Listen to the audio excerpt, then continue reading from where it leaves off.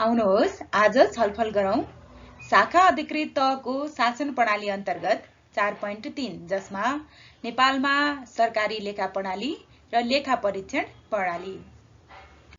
लेखा प्रणाली र लेखा परीक्षण प्रणालीको विषयमा इक्जाममा के लेख्ने भन्ने बारेमा छलफल गर्नुभन्दा अगाडि कन्सेप्ट क्लियर हुन जरुरी छ। हामीले यहाँ सानो इक्जाम्पल राखिदिएको छौँ। जस्तो सञ्चालक समितिको 157 बैठक सञ्चालन गर्न रमेशको नाममा पेस्की निकासा रु 11,000 हुन्छ। यहाँ पेस्की खर्च क्रेडिट हुने भयो 11,000 भने बैंक खाता डेबिट हुने भयो 11,000 र रमेशले 11,000 को बिल कसरी पेश गर्छ त भन्दा बैठक भत्ता भनेर 7,000 पेश गर्छ, खाजा खर्च भनेर 1,500, ट्याक्सी खर्च 2,500, चिकन मोमो 750 र बचेको 250 रुपियाँ नेपाल बैंकमा रहेको कार्यालयको खातामा जम्मा गरेर जम्मा जम्मी 11,000 को बिल पेश गरेर पेस्की फर्स्यौट गर्छ। यो हिसाब राख्ने काम कसले गर्छ भन्दा लेखाले गर्छ। यो भनेको लेखापालन भयो र यसरी राखेको हिसाब मिलेको छ कि छैन भनेर त्यो हिसाबमा गल्ती भएको छैन भन्ने पनि एउटा चेक हुने भयो। यो जोड्दाखेरि केही तलमाथि परेको छ कि छैन भनेर भन्ने त्यो पनि एउटा लेखा परीक्षण भयो।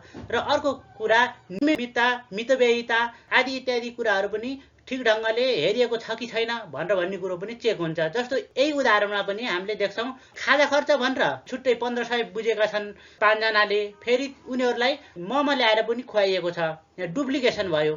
त्यस्तै गरी ट्याक्सी खर्च भनेर 5 जनाले बुझेका छन्। अक्सर के हुन्छ भने सञ्चालक समितिमा कार्यालय प्रमुख सञ्चालक समितिमा बसिरहेको हुन्छ, ऊ चाहिँ कार्यालयकै गाडीमा आउजाउ गरिरहेको हुन्छ भनेपछि त्यहाँ उसले ट्याक्सी खर्च बुझ्न पाउँदैन। यी कुराहरू हेरिएको छ कि छैन लेखा राख्दाखेरि भन्ने कुरा लेखा परीक्षण अन्तर्गत आउँछ। र यो त भए तपाईहरु कन्सेप्ट क्लियर पार्नको निम्ति एउटा उदाहरण। र परीक्षामा हामीले के लेख्ने त त्यस विषयमा अब हामी प्रवेश। त्यसमा हाम्रो चाहिँ लेखा प्रणाली भन्न भनेको छ अकाउन्टिङ सिस्टम, जसमा आर्थिक कारोबारका विश्वव्यापी सिद्धान्त तथा प्रचलित नियम कानुनको अधीनमा रही आर्थिक कारोबारको यथार्थ विवरण देखिने गरी राखिने अभिलेखलाई लेखा भन्न भनेको छ। त्यस्तै मौद्रिक महत्त्वको आर्थिक कारोबार बताउने कागज, बही खाता, नगदी किताब, भाउचर र अन्य त्यस्तै अन्य कारोबार बताउने अभिलेखहरूको अभिलेखाङ्कन, मापन, संक्षेपीकरण, वर्गीकरण, पुष्टाइ र प्रस्तुतिकरणसम्मको कार्यप्रणालीलाई लेखा प्रणाली भनिन्छ। र सरकारी कार्यालयहरूमा भएका आर्थिक कारोबार सम्बन्धी अभिलेख व्यवस्थित तरिकाले राख्ने, प्रतिवेदन तयार गर्ने, विश्लेषण गर्ने र प्रस्तुतिकरण गर्नेदेखि लिएर पृष्ठपोषण प्राप्त गर्ने समग्र प्रणाली नै के हो त सरकारी लेखा प्रणाली हो। लेखा परीक्षण ऐन 2075 ले पनि लेखाको डिफाइन गरेको छ, जसका अनुसार लेखा भन्नाले आर्थिक कारोबार भएको बेहोरा देखिने गरी कानुन बमोजिम राखिने अभिलेख, खाता, किताब वा अन्य कागजपत्र सम्झाउनु पर्छ र सो शब्दले विद्युतीय माध्यमबाट राखिएको अभिलेख वा कारोबारलाई प्रमाणित गर्ने विद्युतीय अभिलेखलाई समेत जनाउँछ भनेर भनेको छ। यहाँ हेर्नु होला है, यो हाम्रो ऐन भनेर भनेको यो लेटेस्ट ऐन हो, 75 सालमा आएको। यसमा चाहिँ पहिलाको ऐनमा 48 सालको ऐनमा यस्तो थिएन, विद्युतीय कुरा भनेको थिएन र अहिले नयाँ टेक्नोलोजीको विकाससँगै परिभाषामा पनि विद्युतीय अभिलेखको कुरा पनि समेट्न आवश्यक देखियो र नयाँ ऐनले त्यो समेटेको देखिन्छ। 2018 चैत्रदेखि प्रचलनमा रहेको हालको सरकारी लेखा प्रणालीलाई नयाँ श्रेष्ठ प्रणाली भनेर पनि चिनिन्छ।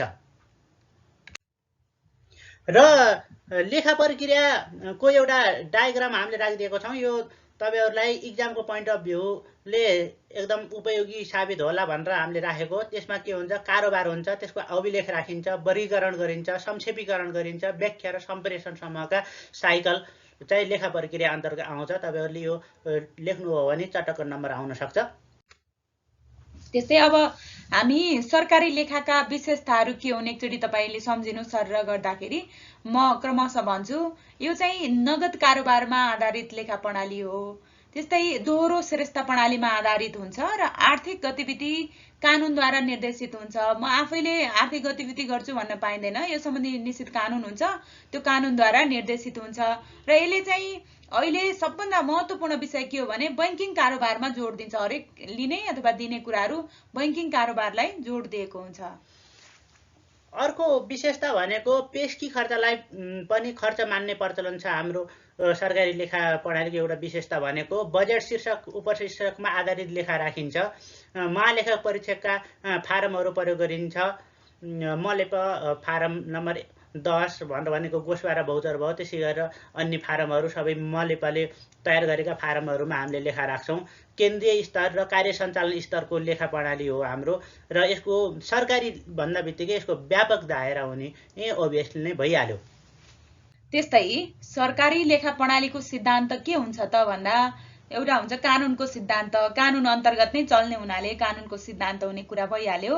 अनि सार्वजनिक कोषको रूपमा लिइन्छ। सार्वजनिक कोषको सिद्धान्त, बजेट नियन्त्रणको सिद्धान्त, आय वर्षको सिद्धान्त, तरल मूल्यको सिद्धान्त र सरलताको सिद्धान्त। त्यसै गरी एकरूपताको सिद्धान्त। सबै सरकारी कार्यालयहरूमा एउटै सिस्टमको हुन्छ, एकरूप नियम कानुनहरू लागू हुन्छन् लेखा सम्बन्धी। तटस्थताको सिद्धान्त भने यो खास गरी राजनीतिक तटस्थताको कुरा गरेको छ। दोहोरो लेखाको सिद्धान्त भने डेबिट र क्रेडिटमा हामीले राख्छौँ। नगद र पूर्वभावी सिद्धान्त, वित्तीय उत्तरदायित्वको सिद्धान्त, स्पष्टताको सिद्धान्त, यथार्थ चित्रण गर्नुपर्छ र लेखाले कार्यालयको वित्तीय अवस्थाको भन्ने चाहिँ भए सरकारी लेखा प्रणालीका सिद्धान्तहरू।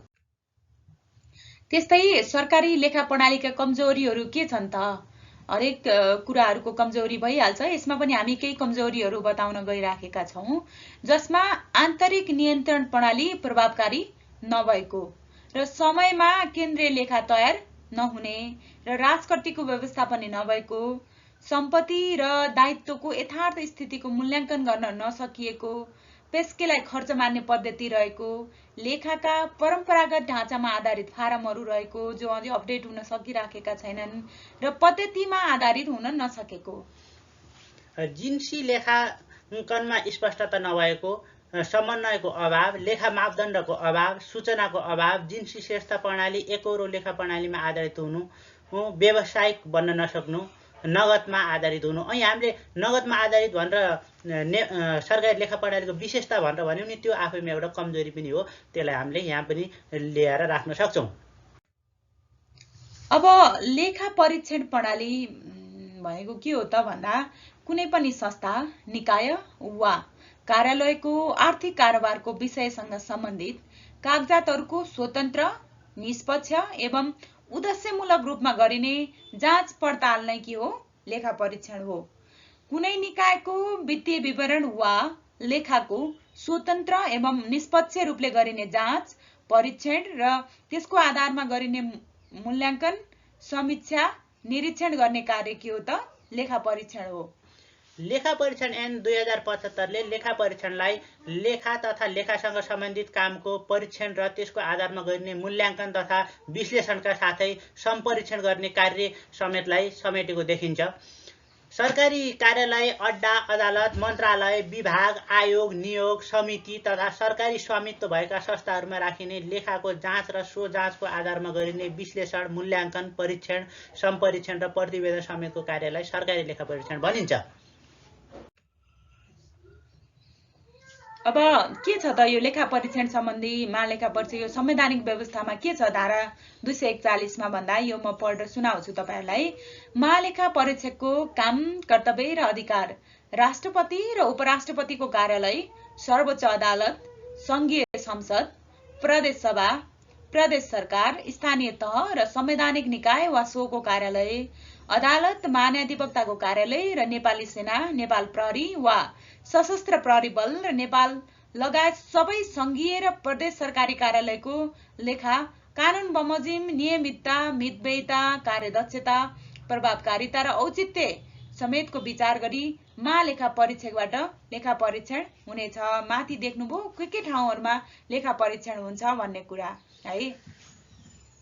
महालेखा परीक्षकले यो धारा 241 को उपधारा 1 अन्तर्गत सिधै महालेखा परीक्षकले गर्छ लेखा परीक्षण। त्यस बाहेक उपधारा 2 मा के भन्छ भने 50% भन्दा बढी शेयर वा जायजथामा नेपाल सरकार वा प्रदेश सरकारको स्वामित्व भएको सङ्गठित संस्थाको लेखा परीक्षणका लागि लेखा परीक्षक नियुक्ति गर्दा महालेखा परीक्षकको परामर्श गरिनेछ भनेर भनेको छ। सिधै महालेखा परीक्षकले त्यहाँ अडिट गर्न जाँदैन, तर महालेखा परीक्षकको परामर्शमा उनीहरूबाट मान्यता प्राप्त अडिटरबाट लेखा परीक्षण गराइन्छ। जस्तो नेपाल टेलिभिजन, नेपाल टेलिकम, वायु सेवा निगम जस्ता संस्थानहरू लगायतका अन्य सरकारी स्वामित्वको संस्थाहरूमा त्यस्तो सङ्गठित संस्थाको लेखा परीक्षण गर्दा अपनाउनु पर्ने सिद्धान्तको सम्बन्धमा लेखा परीक्षकले आवश्यक निर्देशन दिन सक्नेछ भनेर भन्ने व्यवस्था छ।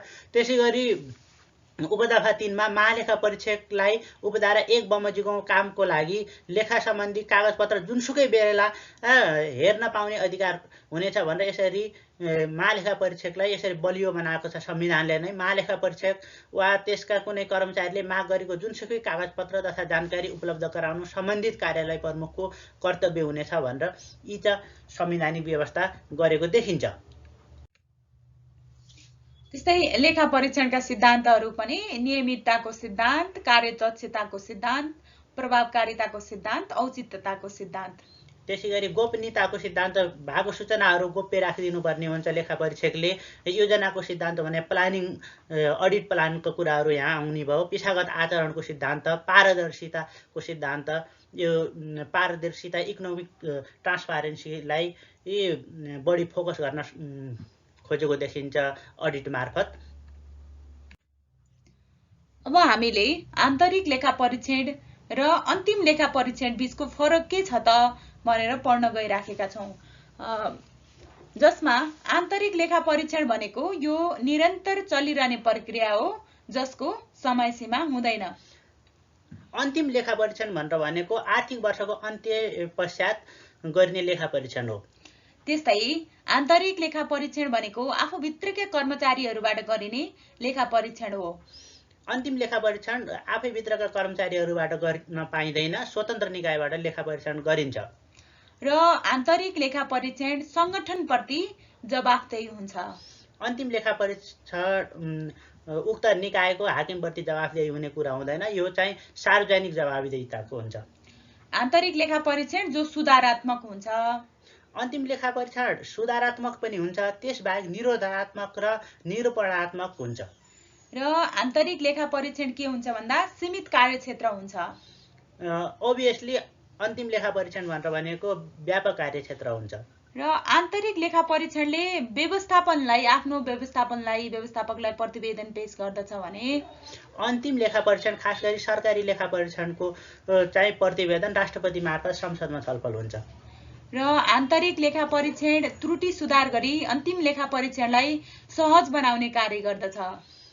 अन्तिम लेखा परीक्षणले त्रुटि पत्ता लगाई त्रुटि सुधार गर्न सुझाव दिनुका साथै अनियमितता छ भने त्यहाँ बेरुजु पनि निकाल्छ। र आन्तरिक लेखा परीक्षण यसले व्यवस्थापनको आवश्यकता पूरा गर्दछ। अन्तिम लेखा परीक्षणले कानुनको आवश्यकता पूरा गर्छ। र अन्तमा आन्तरिक लेखा परीक्षणले कोष तथा लेखा नियन्त्रक कार्यालयले गर्दछ यो आन्तरिक लेखा परीक्षण। अन्तिम लेखा परीक्षण खास गरी सरकारको हामीले संवैधानिक व्यवस्था हेरिहाल्यौँ, महालेखा परीक्षकले गर्छ। अब हामी सरकारी लेखा परीक्षणका समस्याहरू के हुन् त भनेर छलफल गर्न गइराखेका छौँ, जसमा सरकारी लेखा परीक्षणको मेन प्रमुख समस्या भनेको विज्ञताको अभाव छ। कर्मचारीहरूलाई विभिन्न ठाउँहरूमा सरुवा गरिदिने र एकै ठाउँको ज्ञान हासिल नहुँदा त्यो अल्प ज्ञानम भयङ्करम भने जस्तो विज्ञताको अभाव देखिन्छ। र विभिन्न निकायहरू जस्तो तपाईँले अर्थ मन्त्रालय, महालेखा परीक्षक र राष्ट्र बैङ्क बीच तादम्यता नमिलेको, हिसाब नमिल्ने समस्या, त्यहाँ समन्वयको अभाव देखिन्छ। त्यस्तै नियमिततामा मात्र ध्यान दिने र वास्तविकतामा आधारित नहुनु र म्याचिङ कन्सेप्ट लागू गर्न कठिन भएको भन्ने यसको समस्या हो। अन्य समस्याहरूमा आर्थिक कानुनहरूको परिपालनमा उदासीनता, वैदेशिक स्रोततर्फको कारोबारमा लेखा परीक्षण उप विश्वास कमजोर देखिन्छ, बेरुजु बढेको तर सुधारका लागि सुझावको कार्यान्वयन कमजोर रहेको अवस्था छ, अन्तर्राष्ट्रिय मापदण्डलाई व्यवहारमा लागू गर्न सकिएको छैन, बेरुजुलाई कर्मचारीको कार्यक्षमता मूल्याङ्कनसँग जोड्न पनि सकिएको छैन। यी तपाईँ समस्याहरू र तपाईँहरू लेख्ने बेलामा समाधानका उपायहरू पनि लेख्नुपर्ने हुन्छ। यी समस्याहरूलाई हटाउने गरेर तपाईँहरूले समाधानको उपाय लेख्नुहोस्। त्यो चाहिँ तपाईँहरूको क्रिएटिभिटीमा भर पर्ने कुरा भयो र तपाईँ यो त्यति तयारी चाहिँ तपाईँहरूले गर्नुहोला। निष्कर्ष, अब हामी यो सबै पढिसकेपछि हामीले एउटा निष्कर्ष निकालेका छौँ जसमा कारोबार भएको बेहोरा देखिने गरी प्रचलित कानुन बमोजिम अभिलेख राख्नु मात्र नभई मापन, संक्षेपीकरण, वर्गीकरण, पुष्टाइ र प्रस्तुतिकरणसम्मको कार्यलाई लेखा प्रणाली भनिन्छ। तटस्थ, स्वतन्त्र र निष्पक्ष ढङ्गबाट लेखाको नियमितता, पारदर्शिता, प्रभावकारिताको मूल्याङ्कन, समीक्षा, निरीक्षण र प्रतिवेदन दिनेसम्मको कार्यलाई लेखा परीक्षण भनिन्छ। आर्थिक अनुशासनबाट सार्वजनिक कोषको सदुपयोग गर्नको लागि सरकारी लेखा प्रणाली र लेखा परीक्षण कार्य नियमिततामा मात्र केन्द्रित नभई प्रभावकारिता र उद्देश्यमूलक बनाउनु आजको आवश्यकता हो।